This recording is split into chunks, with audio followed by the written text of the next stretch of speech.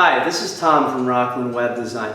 I wanted to give you a quick overview of what most small businesses should be doing when they're building their web presence online. And I'm just going to lay out a few small ideas and hopefully it'll be useful for you as you grow your business over the course of the coming years.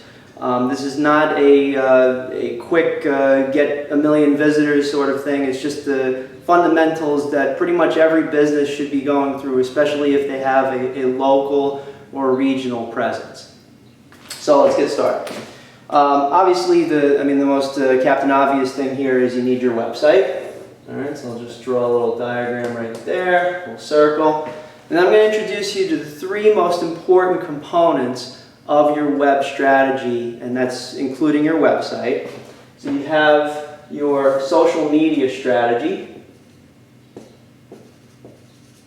your Facebook, LinkedIn, and Twitter. You have your blog, and you have your email newsletter. Done right, this is very effective. So, obviously you want to build a website, something that's attractive to your core clientele. You want to make it useful. Too many businesses out there, they create a website and they just kind of leave it there and it's like, this is what we do and this is how we can help you, give us a call. There's nothing wrong with that. But in order to increase engagement, increase the level of visitation that your customers are employing, they come to the website and they stay for a while, you want to make the website somewhat interesting, adding different articles and do-it-yourself information.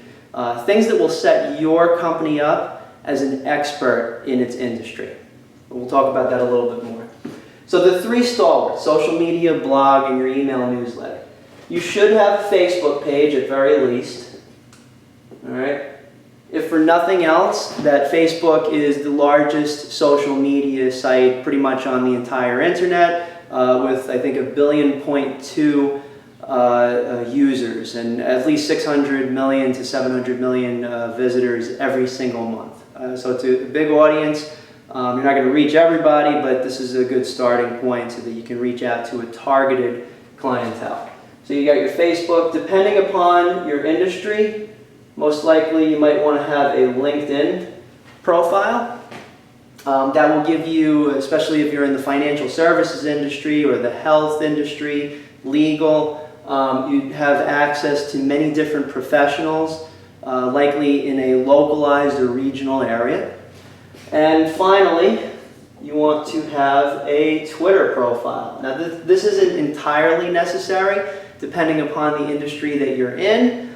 It's usually the most useful for entertainment-based industries, movies, music, acting, and also news organizations that are disseminating a lot of information to the general public in rapid fashion as it happens. There's literally thousands of other social media platforms. We could talk about that in a later time, but right now those are the main three, and it'll stay that way for the foreseeable future. All right. The second part of your strategy is your blog. All right. And the blog should be nothing other than, in my opinion, articles and information that you can provide to your customers that is going to be useful to them. And remember, there's a tie-in here with the website. So if anything, if the website doesn't have any other useful information on an ongoing basis, besides these are the services that we offer and these are the products and so, the blog can supplement it. And what you can do as an example for our industry, if you look at our blog, we typically write posts about the usefulness of WordPress, which is, in our opinion, the #1 platform out there for creating a good, viable website. Social media strategies, search engine strategies, upcoming workshops, things that will make it more useful for people to come back over and over again. And you post that, our target is to try and do this once a week. We post an article a week, you should do the same. And then the third step is to put that out on both social media and your email newsletter to let your clients know that something brand new is on the website and on the blog. So you're letting your customers know on an ongoing basis that you have this resource for them to look at. Mind you, you do not want to send out the email newsletter every day or every week unless it's the type of industry that you should be doing that. But our average is once every 2 weeks. Once a month it's like, who is that person? And once a week is more like, it's too much. I'm sure you get a lot of emails too.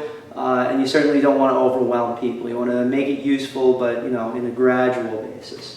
All right. So those are the 3 main stalwarts. Obviously, it's very easy to set up a lot of this. If you need help, obviously you can give us a call. But other than that, these are the main items that you should be employing and considering when you're building up a web presence. Now, this does not speak entirely to the usefulness of your website. We can talk about this in a later video, but we'll talk about how to make your website more useful with features that will have people coming back for more and more information on a continual basis. For now, thanks for listening to this video, and we hope to see you again.